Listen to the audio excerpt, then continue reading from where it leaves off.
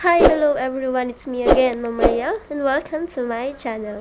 So for this video, we're going to discuss all about the rule of integers, the addition, subtraction, multiplication, and division. Okay, so we have first the addition of integers.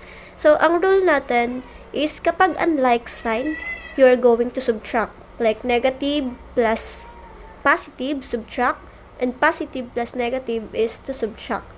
While, kapag naman like sign or magkatulad yung sign nila, you're going to add, like positive plus positive is to add, negative plus negative is you are going to add also. Now, paano po yung sagot, ma'am? Anong ilalagay namin na sign? Okay, so rule number 3, follow the sign of the higher number. Okay, we have example number 1, 5 plus 8 is equal to, syempre given naman na yun, no? Parehas kasi silang positive, ano?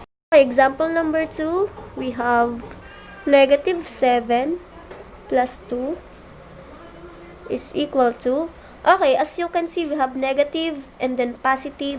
We are going to subtract 7 to 2 since magkaiba yung sign nila, not considering if it is addition or positive. Okay, the answer will be 5.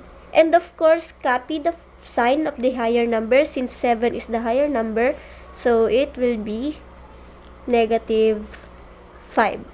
Okay, number 3. 12 plus negative 3 is equal to, so since as you can see, positive and negative naman siya, of course, isusubtract natin si 12 kay 3 kasi magkaiba yung sign nila or unlike sign sila. So, we have 12 minus 3. The answer is 9. And since we are going to follow the sign of the higher number, and the higher number is 12, and since 12 is positive, that's why positive 9 is the correct answer. Okay, we have number 4. Negative 6 plus negative 5 is equal to, magkatulad yung sign nila, negative plus negative. Then you are going to add, so 6 plus 5 is 11. Copy the sign of the higher number, which is negative 6, so the answer is negative 11.